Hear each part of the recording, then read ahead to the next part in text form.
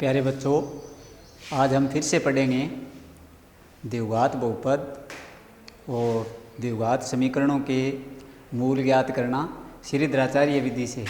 तो पिछले वीडियो में काफ़ी क्वेश्चन इस विधि पर हो चुके हैं और कुछ क्वेश्चन शेष हैं, उनके बारे में आज हम अध्ययन करेंगे।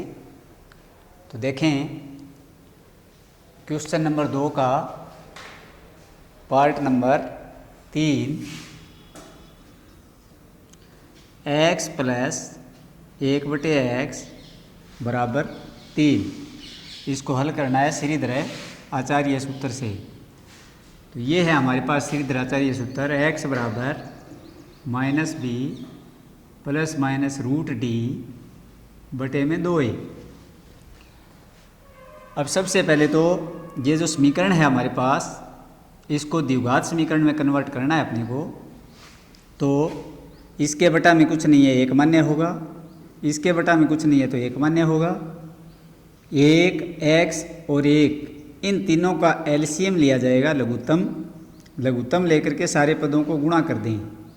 तो 1 का x का और 1 का लघुत्तम लेंगे तो x आएगा। x को x से गुणा करेंगे x की स्क्वायर आएगी, प्लस 1/x को यदि हम x से गुणा करें तो x से x कैंसल, 1 आएगा। और x को 3 से गुणा करें तो 3x आएगा। बटा में 1 माना जाता है, लिखने की ज़रूरत नहीं होती, इसलिए मैंने 1 को साफ कर दिया है। अब पक्षांतरण करें तो ये x की स्क्वायर प्लस का 3x माइनस का ये इधर प्लस है, इधर आएगा तो माइनस हो जाएगा, प्लस का 1 बराबर 0। सर्वप्रथम तो इन तीनों के बटा में जो x है ये लघुत्तम आ गया, इससे गुणा कर दिया x को तो x की स्क्वायर आ गया, प्लस 1/x को x से गुणा किया तो x से x कैंसिल होकर के 1 आ गया, और बराबर 3 को x से गुणा किया तो 3x आ गया। अब इसके बाद इसका पक्षांतरण किया है, ये राइट हैंड साइड में है, इसको लेफ्ट हैंड साइड में लेके आएंगे तो यहाँ प्लस का है, ये इधर आने पर ये माइनस का हो जाएगा और बराबर रह जाएगी 0।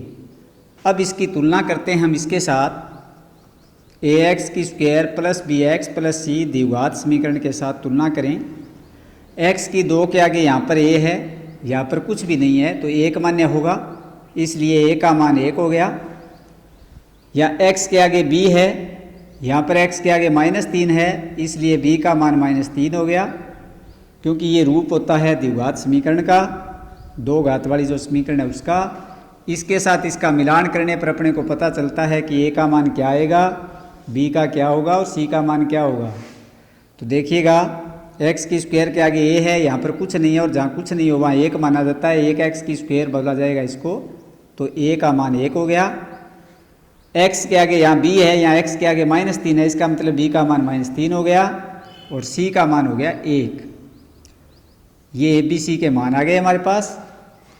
ABC के मान आने के बाद अपने को सूत्र में हमारे पास जो d है, इस d का मान हम प्राप्त करेंगे, जिससे हमें पता चलेगा कि मूलों का अस्तित्व है या नहीं है। अगर अस्तित्व होगा तो हम मूल ज्ञात करेंगे, अगर अस्तित्व नहीं होगा तो हम मूल ज्ञात नहीं करेंगे। तो सबसे पहला काम है d का मान ज्ञात करना। तो d बराबर सूत्र है हमारे पास b² -4ac।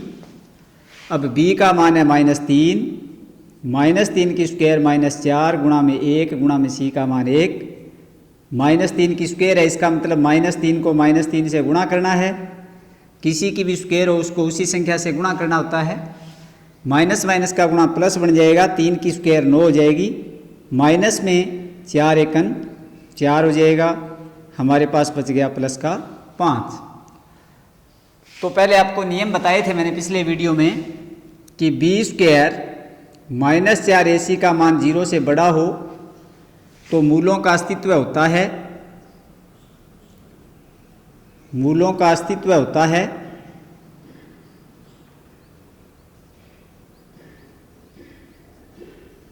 मूल वास्तविक और अलग अलग आते हैं, मूल वास्तविक एवं अलग अलग आते हैं।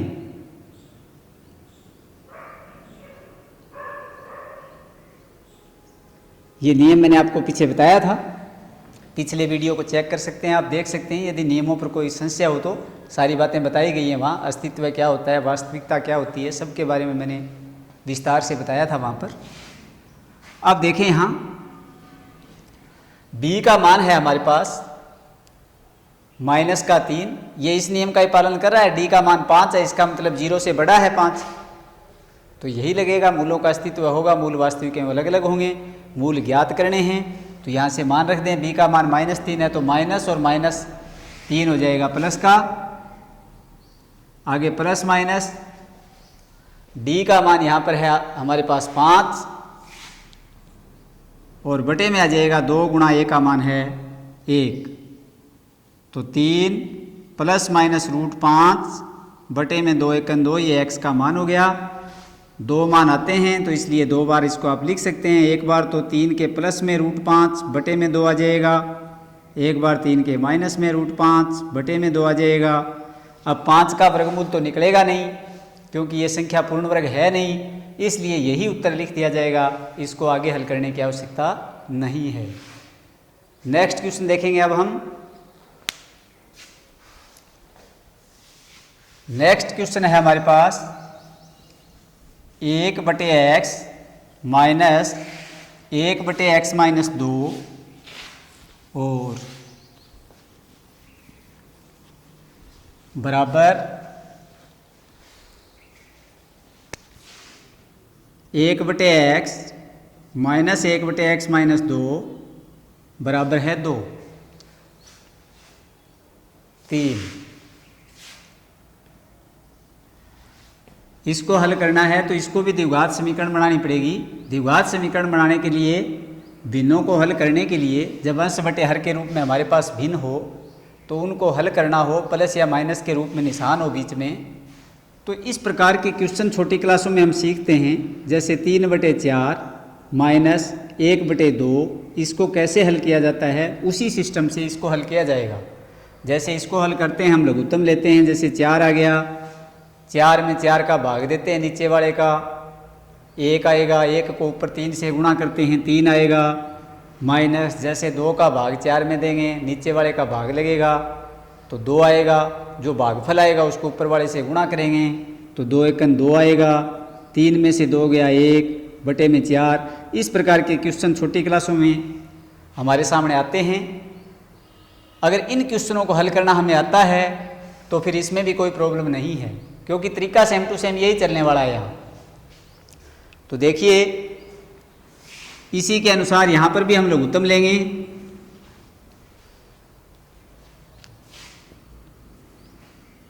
x माइनस 2 और x का लघुत्तम लें। दोनों की दोनों संख्याएं अलग अलग हैं। जब अलग अलग संख्याएं होंगी तो उनका गुणा ही लघुत्तम होता है। x और x माइनस 2 दोनों का गुणा हो जाएगा और ये लघुत्तम आ जाएगा। लघुत्तम लेने के बाद में नीचे वाली संख्या का भाग लगाना होता है। जब x का भाग लगाएंगे इसके अंदर तो देखिए x गुणा x माइनस 2 के अंदर भाग लगाना है हमें। नीचे x है, इसका x से x कैंसिल हो जाएगा, बचेगा x माइनस 2। इसका ऊपर वाले से गुणा करना है तो ऊपर 1 है, 1 से गुणा करें x माइनस 2 को तो x माइनस 2 आ जाएगा। जब x माइनस 2 का भाग लगाएंगे यहाँ, x माइनस 2 कैंसिल हो जाएगा, x बचेगा। इस x को जब ऊपर 1 है इससे गुणा करेंगे तो ये माइनस का x आ जाएगा, बराबर आ जाएगा 3 बटे में कुछ नहीं है तो 1। अब यहाँ देखिए ये x प्लस का है और ये x माइनस का है, तो x से x कैंसिल हो जाएगा क्योंकि x में से x घटेगा 0 बचेगी। -2 में से 0 घटाएंगे तो -2 ही आ जाएगा। यानी कि हम सीधे शब्दों में ये कह सकते हैं कि x से x कैंसिल, बच गया -2। नीचे इसका गुणा करें, x का गुणा x से करोगे x की स्क्वायर, माइनस x का गुणा 2 से करोगे तो 2x बराबर 3 बटे में 1 आ जाएगा। अब हमारे पास दो पद में दो संख्याएं प्राप्त हो गई हैं तो वज्र गुणा किया जाएगा। इसका गुणा इसके साथ हो जाएगा और इसका गुणा इसके साथ हो जाएगा। जब 3 का गुणा x स्क्वायर से करोगे तो 3x स्क्वायर आ जाएगी। जब 3 का गुणा -2 से करेंगे तो -3 दूनी 6x आ जाएगा। -2 का गुणा 1 से करोगे तो -2 आ जाएगा। अब करना पड़ेगा पक्षांतरण। पक्षांतरण करेंगे तो ये संख्या जो आपके पास है, ये संख्या आपकी राइट हैंड साइड में है, इसको लेफ्ट हैंड साइड में ले आएँ। जब लेफ्ट हैंड साइड में ये संख्या आएगी तो इसका निशान बदल जाएगा। ये माइनस का 2 है, ये इधर आने पर प्लस का 2 हो जाएगा। तो देखिए 3x की स्क्वायर माइनस के 6x प्लस के 2 बराबर 0। अब ये हमारे पास एक द्विघात समीकरण हमें प्राप्त हो गई है जिस पर अधिकतम घात 2 है। जब अधिकतम घात 2 वही द्विघात समीकरण होती है।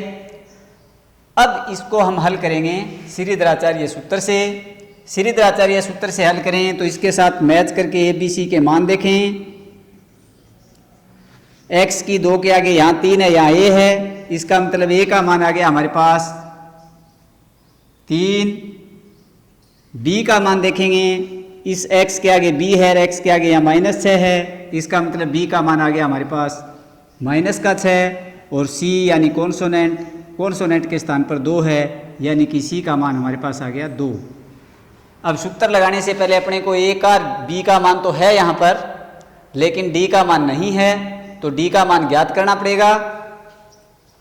d का मान ज्ञात करेंगे तो d बराबर हमने पढ़ा था कि d बराबर b स्क्वायर -4ac होता है। b का मान -6 है, -6 की स्क्वायर हो जाएगी, -4 गुणा में a का मान 3 गुणा में c का मान 2। ये गुणा के निशान में इसलिए लगा रहा हूँ कि इनके बीच में किसी का निशान नहीं है। जब संख्याओं के बीच में किसी के निशान नहीं हो तो गुणा के निशान लगते हैं। यहाँ पर देखिए -6 की स्क्वायर है, इसका मतलब -6 इंटू -6 हो जाएगा, माइनस माइनस प्लस बन जाएगा। 6 को 6 से गुणा करने पर 36 बन जाएगा। -4 को 3 से गुणा करें 12 बन जाएगा, 12 को 2 से गुणा करें तो 24 आ जाएगा। 36 में से 24 घटाएंगे तो 12 आएगा। अब d का मान फिर से 0 से बड़ा आ गया है, यानी इसी नियम पर फिर आ गई ये संख्या कि d का मान बड़ा है 0 से। और जब d का मान 0 से बड़ा हो जाए तो बताया है कि मूलों का अस्तित्व होगा, मूल वास्तविक और अलग अलग आएंगी। तो यहाँ पर भी मूल वास्तविक और अलग अलग आएंगे तो हल करना पड़ेगा सवाल को। b का मान देखिए -6 है हमारे पास, माइनस और माइनस ये यहाँ पर है, प्लस बन जाएगा, प्लस माइनस d का मान 12 है, ये आ जाएगा, बटे में 2 गुणा में a का मान देखिए यहाँ 3 है तो 3 आ जाएगा। अब देखिए 12, यहाँ की संख्या को आपको हमेशा ध्यान में रखना है कि उसके ऊपर रूट लगा है तो उसका वर्गमूल यदि निकल सके तो निकालना होता है, नहीं निकले तो कोई बात नहीं है। अगर निकल सकता हो वर्गमूल तो निकालना है। तो 12 के टुकड़े यदि हम करें तो 2 गुणा 2 गुणा 3 बनते हैं, 3 दूनी 6 और 6 दूनी 12, यानी 12 का वर्गमूल निकालें तो जोड़े में से 1 दुआ बाहर आ जाएगा और 3 रह जाएगा रूट में। यानी 12 को अगर वर्गमूल निकाल करके हम लिखें तो 2 रूट 3 लिखा जाएगा, यानी कि ये आ जाएगा 6 प्लस माइनस 2 रूट 3 बटे में आ जाएगा 6। काटते समय देखिए काटने का सिस्टम होता है, ज़्यादातर बच्चे इस प्रकार से काट देते हैं कि 6 से 6 का कैंसिल हो गया या 2 से 6 को भाग दे देते हैं। ऐसे नहीं काटना होता। जब बीच में प्लस माइनस के निशान आ जाएं तो किसी एक संख्या के साथ कोई एक संख्या इस प्रकार से काटी नहीं जा सकती। या तो उस संख्या का भाग पूरी संख्या में देना होता है, अगर पूरी संख्या में भाग एक साथ नहीं दे सकते तो कुछ कॉमन निकाल करके फिर भाग देना होता है, क्योंकि राशियां तभी कटती हैं जब गुणा में हो, जोड़ घटाव में हो तो एक ही राशि से राशि नहीं कटती है। जैसे इन दोनों में देखिए 2 का भाग जा रहा है, 2 कॉमन लेंगे, कॉमन लेने पर 2 गुणा में हो गया है। अब 2 का भाग 6 में देंगे तो 3 प्लस माइनस 2 का भाग यहाँ लगाएं तो 2 कैंसल, रूट 3 बटे में क्या आ गया 6। जैसे कि पिछली बार 6 जो था इसके प्लस माइनस में था ये, इस बार देखिए 2 के प्लस माइनस में नहीं है, 2 के गुणा में आगे की राशि। अगर गुणा में राशि होगी तो हम ऐसे काट सकते हैं, 2 एकन 2 और 2 तिये 6, यानी उत्तर आ गया हमारे पास 3 प्लस माइनस रूट 3 बटे में 3। ये है x का मान, यानी मूल हो गए हमारे पास। फिर 3 के साथ एक बार तो प्लस का रूट 3 आ जाएगा बटे में 3, एक बार 3 के साथ माइनस का रूट 3 आ जाएगा और बटे में 3 आ जाएगा। तो इस प्रकार से हम प्रश्न को हल कर सकते हैं। काटते समय हमेशा ही ध्यान रखें कि प्लस माइनस का चिन्ह 2 संख्याओं के बीच में और बटा में कोई एक संख्या हो तो उसका भाग किसी एक अकेली संख्या में नहीं दिया जा सकता, या तो उन दोनों में से कॉमन लेकर के फिर उसका भाग दीजिए, काटिए कटती हैं तो, या फिर क्या करिए कि इसका भाग दोनों में लगाइए, जैसे इसमें भी लगाइए और इसमें भी लगाइए। वो भी तब होगा जब इसके गुणा में कोई राशि न हो।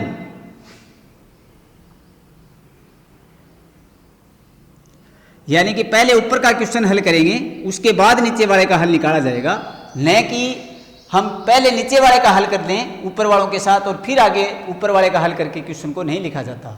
ऐसे किया जाता है कि पहले ऊपर वाली संख्याओं का हल होगा, फिर उसमें नीचे वाली संख्या का भाग दिया जा सकता है, जैसे कि मैंने यहाँ पे किया है। दोनों में 2 का भाग दिया है, मतलब 2 को कॉमन निकाला है, फिर 2 का भाग दोनों में दिया है, तो ऊपर वाला क्वेश्चन हल हो गया, बटे में 6 हो गया। अब 6 का भाग तो ऊपर नहीं जा रहा, लेकिन 2 का भाग दोनों में जा रहा है। 2 का भाग 2 में देंगे तो 1 आ गया, 2 का भाग 6 में देंगे तो 3 आ गया। नेक्स्ट क्वेश्चन देखें।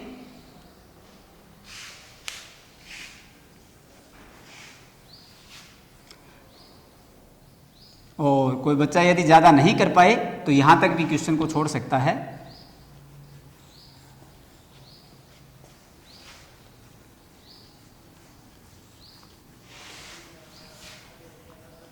नेक्स्ट क्वेश्चन है अपने पास x की स्क्वायर प्लस 4x, x की स्क्वायर प्लस 4x प्लस 5 बराबर 0। अब देखिए ये द्विघात समीकरण है, इसमें अपने को सीधा x की square plus bx plus c बराबर 0 से तुलना करके a b c के मान प्राप्त हो जाएंगे।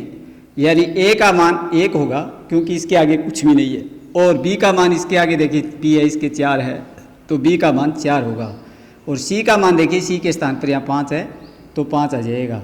ये a b c के मान आ गए। अब d का मान हम प्राप्त करेंगे, b square minus 4ac, b का मान 4 है तो 4 की स्क्वायर माइनस 4 गुणा a का मान 1 गुणा c का मान 5। a के स्थान पर 1 आ गया, c के स्थान पर 5 आ गया, ये 4 सूत्र से आ गया, और b है जहाँ पर वहाँ पर 4 आ गया, स्क्वायर की स्क्वायर आ गई। 4 चौके 16 माइनस 5 चौके 20, माइनस के बच गए यहाँ पर 4। तो इस बार हमें ये मान प्राप्त हुआ है कि चूंकि d का मान है वो छोटा हो गया 0 से, माइनस में संख्या आ गई तो 0 से छोटी हो गई।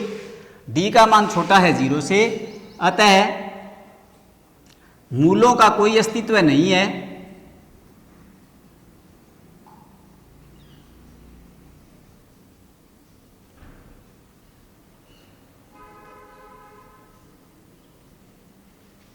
जब d का मान 0 से छोटा हो जाए तो मूलों का कोई अस्तित्व नहीं होता, और जब कोई अस्तित्व नहीं होगा मूलों का तो उन्हें ज्ञात करने की भी कोई आवश्यकता नहीं है। बस क्वेश्चन को यहीं छोड़ दिया जाएगा कि मूलों का कोई अस्तित्व नहीं है। बाकी हम पढ़ेंगे नेक्स्ट क्वेश्चन में। नेक्स्ट टॉपिक के बारे में पूर्ण श्रीधराचार्य विधि कंप्लीट हो गई है।